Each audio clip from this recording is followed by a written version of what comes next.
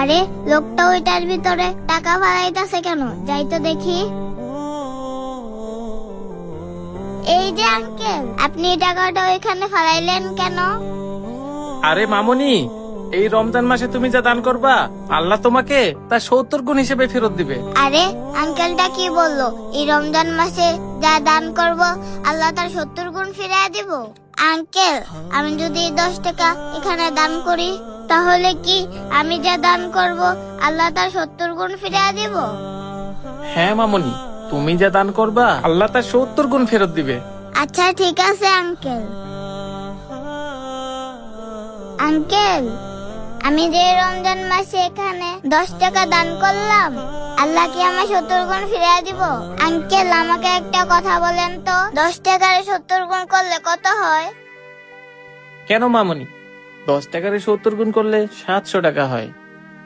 কি আঙ্কেল, আপনি সত্যি বলতেছেন? 10 টাকারে 70 গুণ করলে 700 টাকা হয়? হ্যাঁ মামুনি। আচ্ছা মামুনি, তুমি আমাকে বলো তো, তুমি 700 টাকাতে কি করবা? আঙ্কেল, আমার মা না কাঁচা মরিচ আর পান্তা দিয়ে সেহরি খেয়ে রোজা রাখে। আল্লাহ যদি আমাকে 700 টাকা ফিরিয়ে দেয় তাহলে আমি একটা মুরগি কিনতাম, আর বাকি টাকা দিয়ে আমি আমার মার জন্য কিছু ইফতার কিনতাম।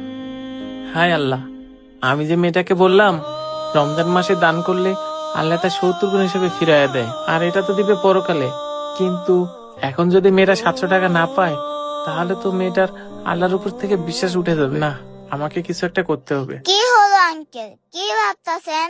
আল্লাহ কি আমায় 700 টাকা দিবে না? না মামনি, তেমন কিছু ভাবতেছি না। তুমি যদি মন থেকে দান করে থাকো আল্লাহ তোমাকে দেখো 700 টাকার বেশিও দিতে পারে। সত্যি বলতেছেন আঙ্কেল? তাহলে তো ভালোই হয়।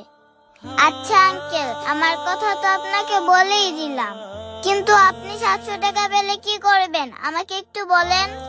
মামনি, আমার তো 700 টাকা না, আমার তো মামনি অনেকগুলো টাকার প্রয়োজন।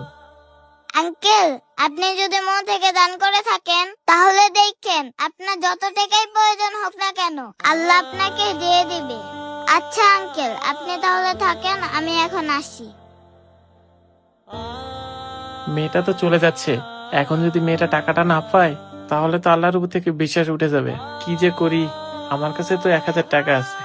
যাই, এই টাকাটা নিয়ে যেয়ে মেয়েটার সামনে ফালাই দিই। ওই তো মেয়েটা আসতেছে, টাকাটা এবার নিচে ফালায় রাখি।